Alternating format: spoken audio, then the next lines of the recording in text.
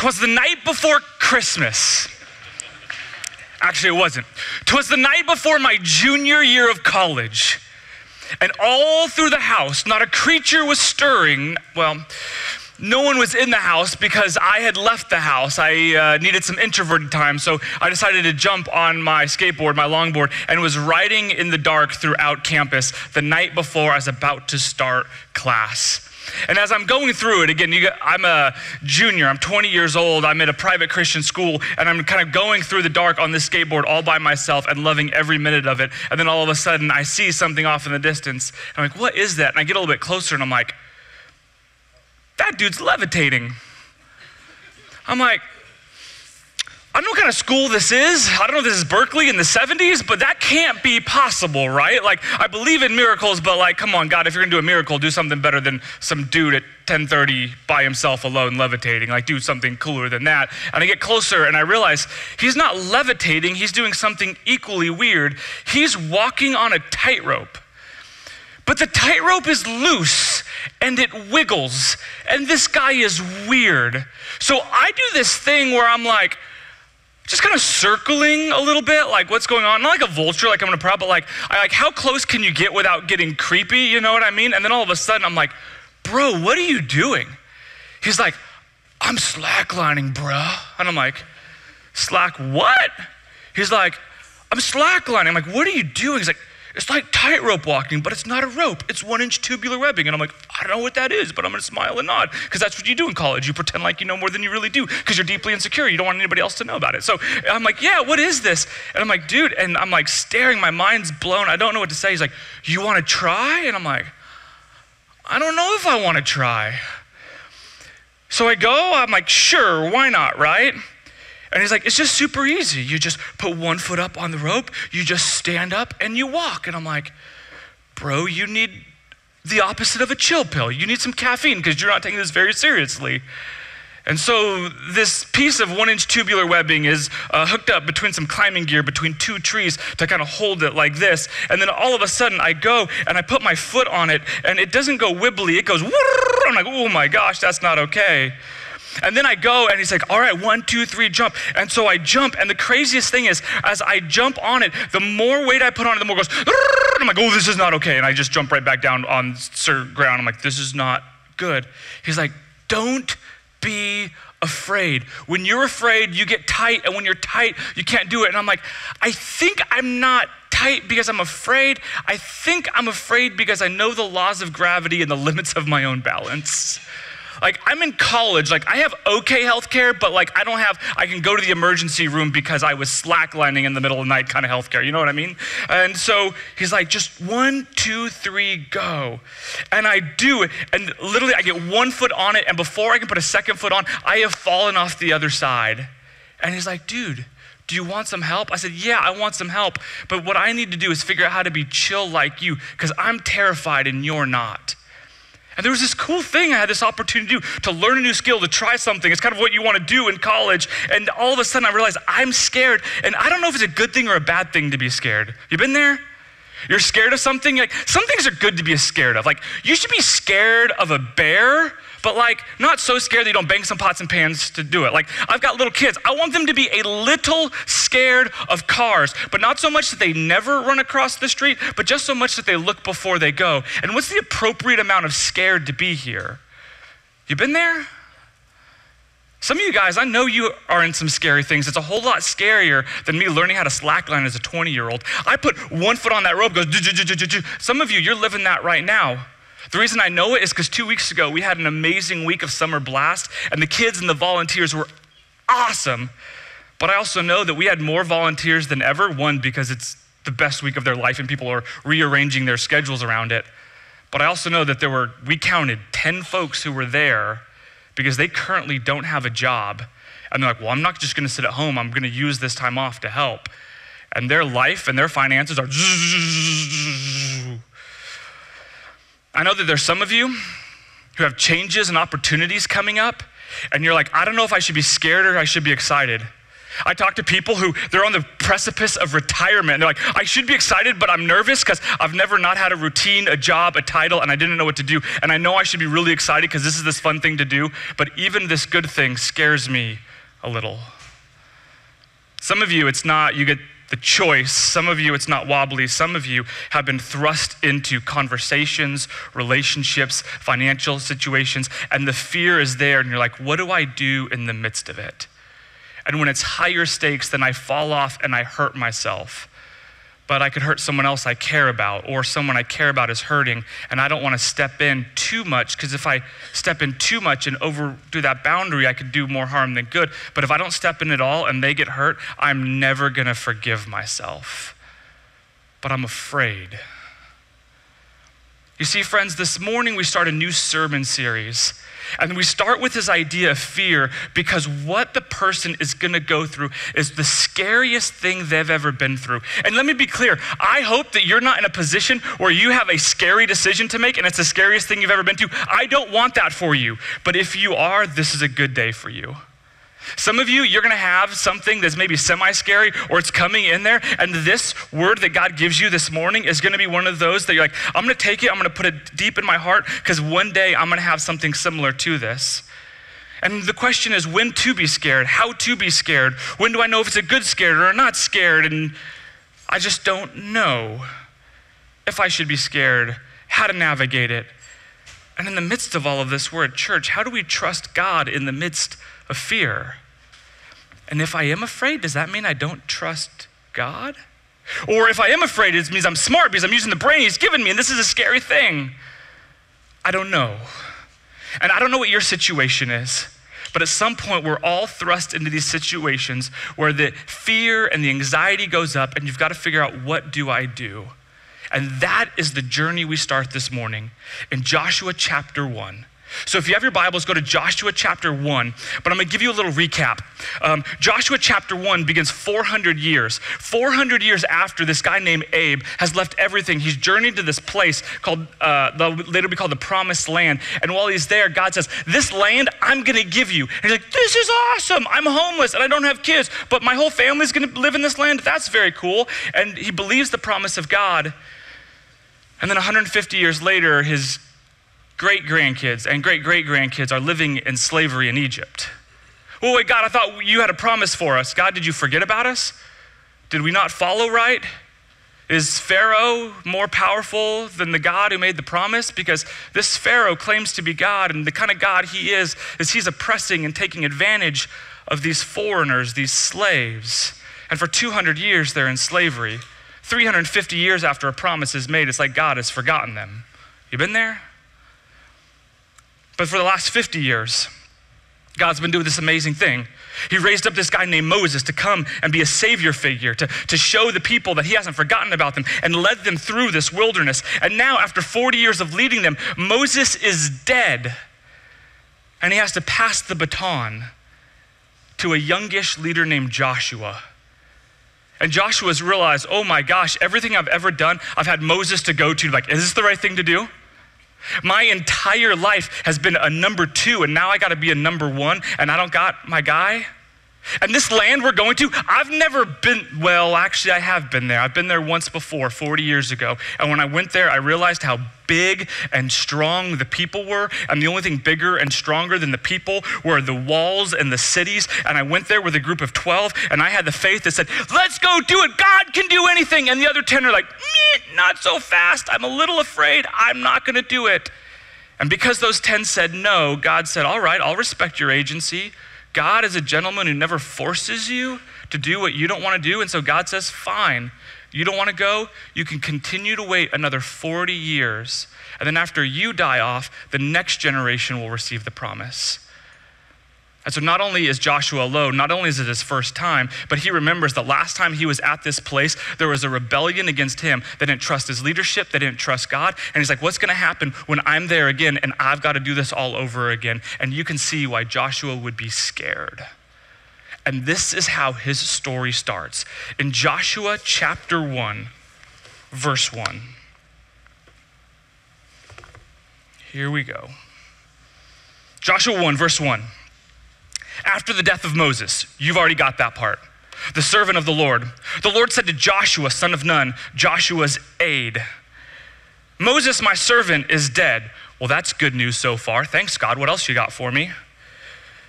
Now then, you and all these people get ready to cross the Jordan River into the land I'm about to give them, to you, to the Israelites. God continues, I will give you every place where you set your foot as I have promised Moses. That sounds good, every place I set my foot. I've never been a runner, but that makes me want to be a marathoner because everywhere I go, wait, this is, yeah, let's do that. Your territory will extend from the desert of Lebanon to the great river, to the Euphrates, the Hittite country, to the Mediterranean Sea in the west. Essentially, he's outlining this huge amount of territory that's going to be them. These people who, as long as they've known, they've never had their own land, and as far back as they can go, their great-great-great-great-great-grandparents haven't had it either. And this is the first time we're going to have a land, and we're going to have crops, and we're going to have animals, and we're going to have a new society that doesn't have a leader that's there to try and take advantage of the less powerful, but to actually protect them. This is going to be awesome. No one will be able to stand against you all the days of your life. As I was with Moses, I will be with you. I will never leave you nor forsake you. Be strong and courageous, because you will lead these people to inherit the land I swore to their ancestors. Do you know what I love here? I love that God comes to Joshua in this private, personal moment. And God knows Joshua well enough that what does he do? He tells him not once, twice, three, but a minimum 4 times, depending on how you look at the grammar. 4 times he says, I will be with you. Guys, this is such good news. I know the Bible seems weird and confusing, but let me just tell you this. The God of the universe talks directly to him and tells him once, twice, 3, and 4 times. Why? Because he knows how scared he is. He knows he thinks I'm not going to do it right. And let me just say this to you. Some of you are afraid that you have blown it so bad that you've lost faith because God's had to tell you over and over and over again. I want you to see the grace of God. He essentially says, I know you're going to fail. I know you're going to forget. I know you're going to be overwhelmed by fear. Let me tell you 1, 2, 3, 4 times, and I'm going to keep reminding you throughout this. The story of the Bible is not about heroic human beings who have faith and do the right thing. The story of a Bible is a people who struggle to trust God, and God continues to be faithful to them. That is the good news of this story, and we haven't even started yet. But he doesn't end there. Be strong and courageous. He tells them again. Why?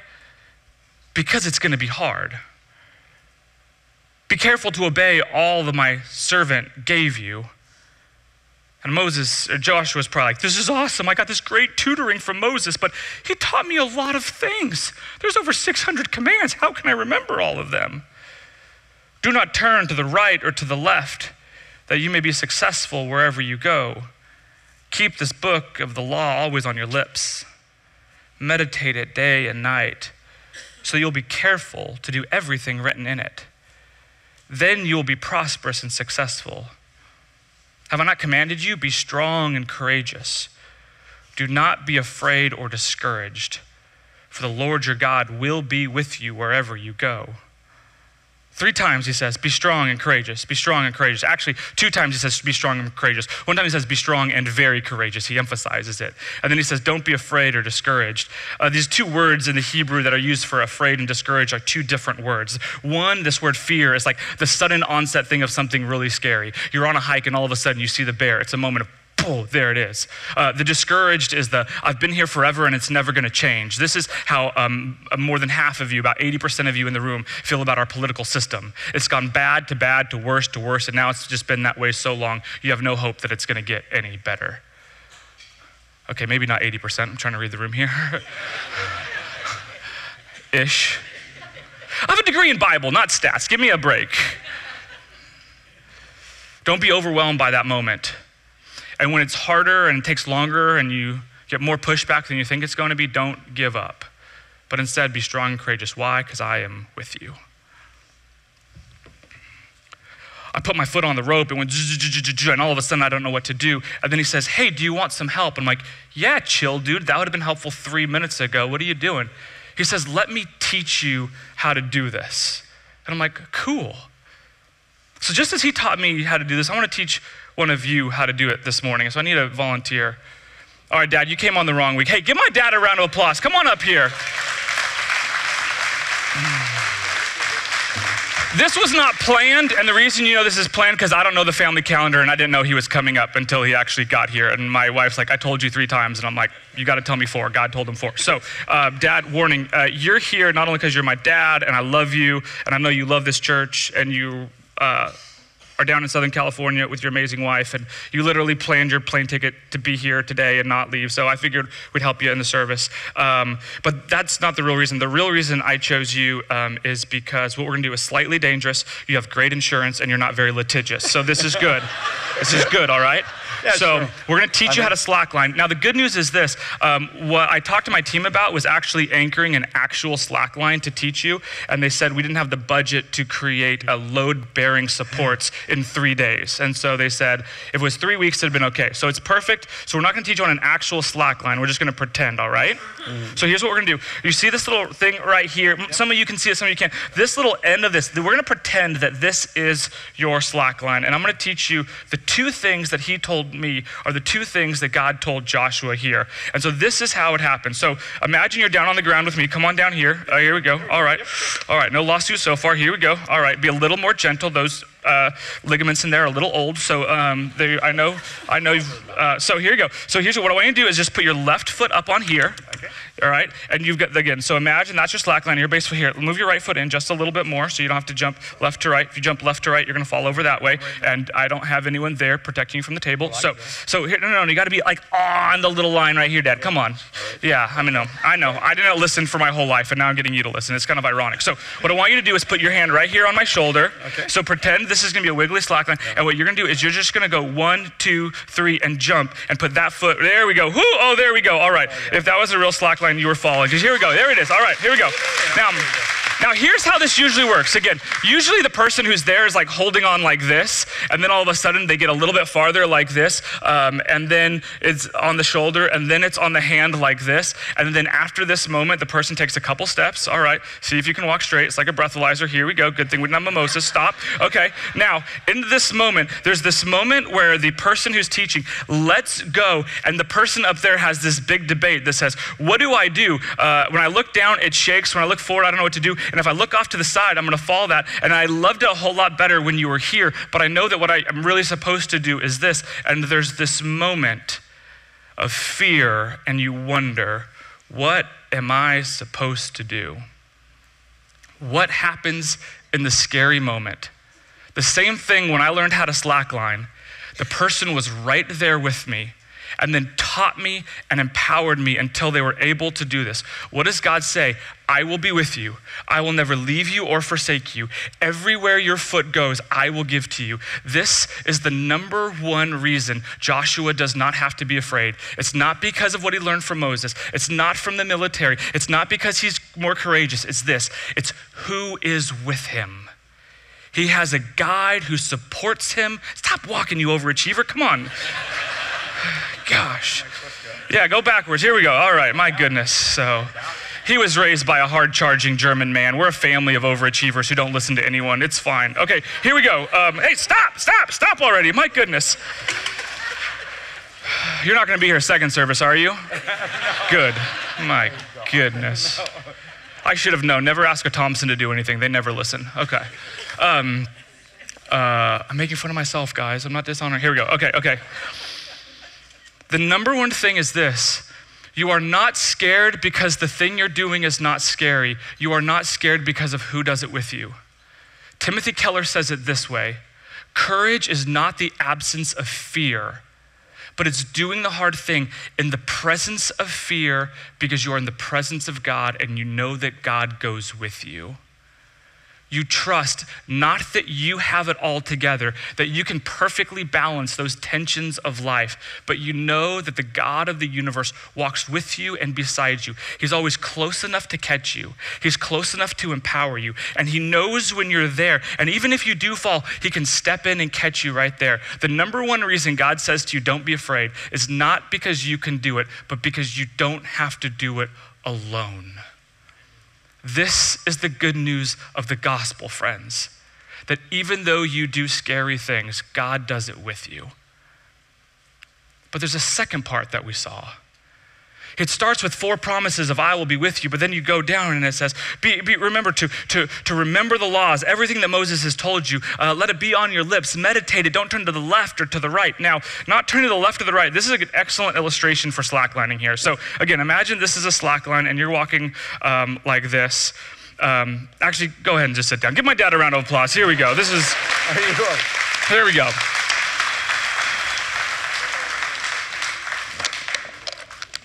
When I was up there and I started, and it starts wiggling, and I looked down, and he looked at me and said, don't look down. He said, look up. I'm like, what? Look up. Then I don't know where I'm going. He said, no. You don't want to look down, because when you look down, 2 things happen. You get scared that you're going to fall, and the other thing that happens is when you look down, all of your weight takes you down. So he said, look up and find a focal point on that tree. And I'm like, what? The tree's not moving. I don't need to worry about the tree. The thing underneath me is moving. That's the thing I need to worry about. He says, no. Find a focal point on the tree. And so instead of looking down like this, my posture had to shift so I'd look forward. I said, well, how do I take the next step? He says, the next step is always just right there, right in front. So put your arms out wide for that balance. So you're not going to the left or to the right, and you can walk forward and you can walk backwards. And the rope is always going to be there because you know your focal point is unmovable. So I don't look at the scary thing. I look at the unchanging focal point there. And as I focus on that, I have greater clarity and balance here. As counterintuitive as it was, God's saying the same thing to them. Don't think about how big the giants are. Don't think about how tall the towers are. Don't think about how impossible the task is. Think about the God who's right in front of you, who says, I am the one who anchors you and holds you into place. Don't turn to the left or to the right, but focus, meditate day in and day out on the laws, the commandments, the words, the scriptures, the promises. And when you focus on that, it was amazing. The rope that was just went,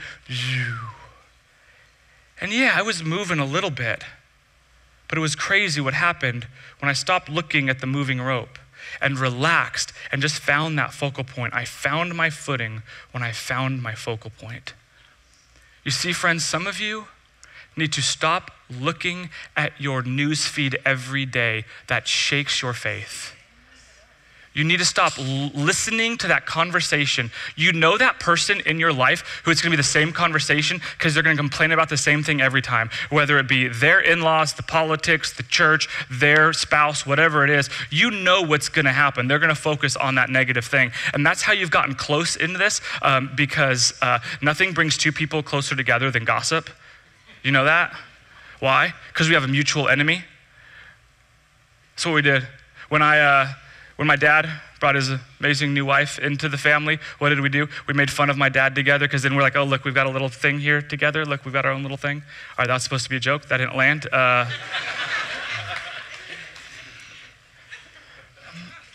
But some of you are just so focused on these negative things that then all of a sudden you get scared. Why? Because you gossip with that person, you feel bonded, but then when you walk out of the room, you're thinking, oh my gosh, what if they're doing that to me? And the more you focus on the negative, the more you become overwhelmed and scared and afraid. But God says, focus on my truths. And let me just go with me for a second, friends. When you focus on the truths, character, and promises of God, what will you discover? Have you ever been looking at someone you've known for a long time and been like, has that freckle ever been there? Or you're like looking at someone again, and you're like, wait, I didn't know that about you. I had this last night. I was on a date with my wife, because again, amazing dad and wife, they took the kids, so we went on a date and we were just relaxed, having a conversation. And we've known each other for 20 years. We've been married for over 17 years. And in this moment, she's telling me the story from her child. I'm like, I never knew that about you. And there's just this moment of focus that allows me to see her in a new way. And I wonder this morning, I want you to lean in with your heads and your heart and listen closely to what I'm gonna say, because what you're gonna do is you're gonna lean in closely and see something about God you've never seen before. And the reason I say that is because there's these two verses in scripture that seem to contradict each other, but are both critically important. And so again, in this moment, I want you to zero in and look at that tree, focus on the character of God, and I want you to see something new, because this is what's gonna transform your understanding of fear right here. As we zoom in and you look at scripture, you're gonna see these two scriptures that seem to contradict each other. The first one comes from the book of Proverbs, written by a guy named Solomon, who's arguably the wisest person to ever live. It's probably hyperbole, but that's what they called him. And he says this: "The fear of the Lord is the beginning of wisdom." Oh, Kyle, the verse just said, don't be afraid, and now it's saying, be afraid. Wait, what's going on there? The fear of the Lord is the beginning of wisdom. What does that mean? But you flip a few pages later, about 1,600 years later, and John writes this. He says, "There is no fear in love, but perfect love drives out fear, because fear has to do with punishment. The one who fears is not made perfect in love." Wait, Kyle, I'm confused. Tells Joshua, don't be afraid. Okay, I get that. I like that part because I got something scary going on. Okay, but then it says, wait, the fear of God is the beginning of wisdom. Okay, I don't know what that means, but I'm trying to learn. I'm trying to trust here. So fear of God is good, but then it says, wait. Fear is drawn out by perfect love. How do these things work? There's the collision of these two ideas that I hope if you see them, they'll transform your head, your heart, and your life. So just stick with me for a second. The fear of God is this. The fear of God is honoring God's position, his power, and his precepts. Position, power, precepts. Position says that you are God, you are in control, you are the one who reigns. Okay, I know who you are. I honor you not as my homie, not as my genie, but as my king. Okay, that's your position. Your power. Okay, you in the cross, you had your life, death, and resurrection. You defeated evil itself, which means you reign over death. You reign over evil. You're more powerful than any political situation. You're more powerful than death. You're more powerful than that thing that's giving me anxiety. So I recognize your position as king and your power over all things. Okay, I got it. And then the last one, your precepts, your commandments, your principles. And I honor them and I realize them. Oh my gosh, these might actually be the best way. And the king might be wiser. And he's the one who's powerfully created this world. And maybe, just maybe, he knows the best way to live as a citizen in this new kingdom. Maybe, just maybe, I can honor his position, his power, his precepts. And when we get there, friends, let me just say this. Let me just talk about a healthy versus unhealthy fear. A healthy fear gives you pause. An unhealthy fear paralyzes you. All things, including God. With my kids, a healthy fear of getting hit by a car hopefully makes them pause before they look left and to the right. I was talking to a guy the other day. He was on the phone and they were doing a wire transfer, and I'm like, wire transfers still make no sense to me. I'm like, wait. So I call someone, give them some code, and then someone else who I've never met calls me and gives me a code, and then significant amounts of money, amount that make me incredibly uncomfortable. All of a sudden, that just magically happens. That gives me some pause inside of me. All right, I'm the only one. Okay. There are moments where that pause makes me stop and say, this conversation scares me. I need to pause before I say something. I need to sleep on it before I send that email. I need to pause and get some wisdom before I take a next step. I need to pause because I realize this decision's a big one. Wisdom gives you pause. Fear gives you paralysis. I'm never going across the street. I'm never gonna have that hard conversation with someone because I'm afraid of how it's gonna go. I'm never gonna make that change. I'm never gonna talk to someone about God. I'm never gonna do these things because I'm so afraid that I'm paralyzed. That is unhealthy fear. Healthy fear of the world in general, but also of God says, I pause. Why? Because God, I have this thing I wanna do, but you're my king, so king, what do you say? pause in this power. God, I'm overwhelmed by anxiety right now, and I'm totally afraid of what's gonna happen, but I'm gonna pause, and God, I need your help trusting you that you are more powerful than this overwhelming situation. I pause to remember your power. I don't know what to do, but I look at your precepts and I'm like, oh, this is the better and right and wise way to live. And in this, when you have a healthy pause that honors God's position, power, and precepts, and now you put this together with this idea of the perfect love driving out fear, what you realize is this, is that the God of Scripture is not primarily there to punish you. Fear is about punishment. I'm afraid of my parents because I'm gonna get a spanking. I'm afraid of crossing the street because I'm gonna get hit by the car. I'm afraid of that thing because of the repercussions. But when you realize that the repercussions that God has for you are to bless, prosper, and transform you, that love drives out fear and it changes your relationship. So this sounds abstract, but let me bring this together. The relationship between the fear of God puts him in his proper position and gives you proper pause before him. But the love of God changes the reason and motivation you do it. I wrote it down in my notes this way because I want to say this very carefully. I know I've been incredibly abstract, so let me just say it this way. How do I understand the relationship between fear and love? We read 1 John 18, perfect love drives out fear, but now 19 says this, we love because he loved us first. I wrote it down in my notes this way. Maybe you want to write this down because this is something you got to stick in your head and heart.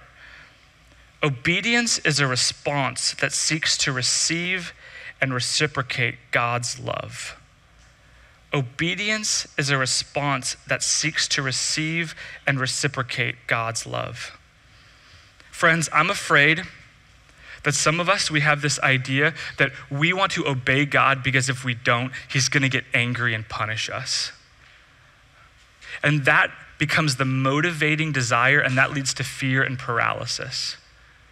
But I'm equally afraid that just as much, and if I know this congregation well, and I think I do, that most of us have no fear of God, and so we do whatever we want, and we don't go to him until we've already exhausted everything we can do in our power, with our position, with our precepts, and we start by saying, no, we can do what we want, and we'll go to God to bless what we want, or only and only when I can't do it myself.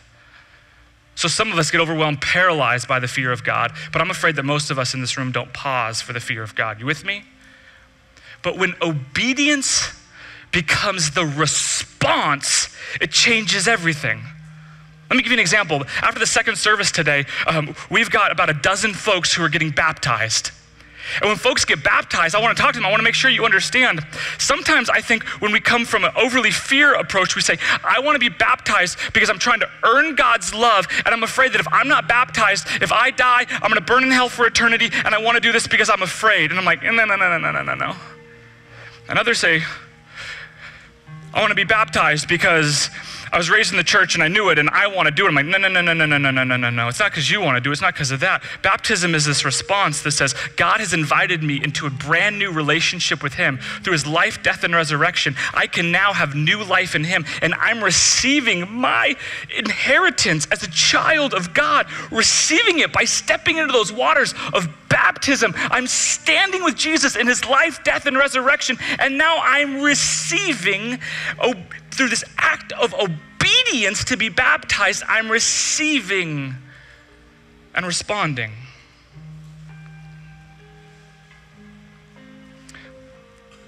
We don't act in obedience because of fear. And we don't only do it because it makes our life easier and better. God invites you to do scary things. So as Joshua's there and he's like, oh my gosh, what am I gonna do? Moses is gone. We don't know how to rule ourselves. We've only been ruled by this evil Pharaoh who enslaves people, and we don't know the geography of this place, and we've never set up farms before, and I don't know all of these things. He goes before God and says, God, okay, in your position, you are a king, but you're a king unlike Pharaoh who seeks to oppress the poor. You actually lift up the poor. And your power is about freedom and liberation and not about oppression. So what are the precepts? So if God has done this thing where he rescued and saved us, what are his precepts? What are his laws in this new land gonna be? We're gonna create a society that protects the most vulnerable, not oppresses them. Oh, I get it now. Okay. We don't know how to live, but we know that there's a God who keeps his promises. 400 years ago, it seemed like he had broken his promise to Abraham. We were enslaved, and now it seems like we're just wandering in this wilderness. It seems like God is not to be trusted, and now he fulfills his promise. And so if God is a God of truth, I want to live into that precepts. We want to build a society that's based on people who tell the truth, like the one who saved us. This is the heart of response that says, I do this because you loved me first. I'm baptized because you gave your life for me. I want to be someone who tells the truth because my God's truth has transformed my life, and I know that lies lead to shame and destruction. I'm not doing it anymore. It goes and says, I'm gonna do scary things, not because at the end of the scary thing, I'm gonna have a big success in my life, because I wanna do the scary thing because I would rather do the scary thing with God than do the safe thing by myself. Because the best thing I can do is be with the one who will never leave me or forsake me, and meditate and be transformed by his truths. So I'm not only closer to him, but I'm transformed to become more like him. And my obedience is my way of saying, thank you for saving me. And please continue to transform me. This is what the fear of God looks like. It pauses to say thank you. It pauses to trust, and it pauses to follow.